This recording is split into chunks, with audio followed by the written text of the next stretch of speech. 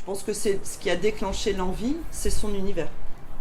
Et quand on voit les gens passer, les locataires, les propriétaires de tout âge, ils sont tous Ils sont charmés. enchantés. Ouais. Parce que là, il y avait, je me souviens même plus, il y avait un tag ici, et là, c'était tout plein de petits tags. Je crois qu'il y avait 2-3 insultes. Alors, du coup, je peins depuis 7 ans à peu près. J'ai commencé à peindre avec des graffeurs. En fait, j'ai toujours fait de la peinture. Je faisais un peu des expositions déjà avant parce que je travaillais au pastel, à l'acrylique. Et j'ai rencontré des graffeurs, donc je me suis mis à la peinture murale. J'ai proposé des choses que j'ai l'habitude de faire. Je peins beaucoup de portraits déjà à la base.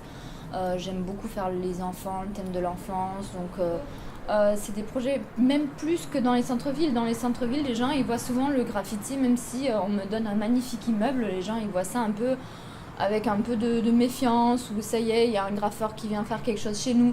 Alors que dans les quartiers comme ça, les gens, dès qu'il y a de la couleur, dès qu'il y a quelqu'un qui vient faire de l'art chez eux, ils sont tellement réceptifs et puis ça change complètement le quartier.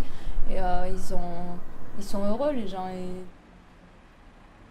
Celui-ci était particulièrement enthousiasmant parce qu'on avait envie d'apporter avec le conseil syndical et avec moi de la couleur et un peu de gaieté pour faire parler de l'immeuble et du quartier de manière différente aussi.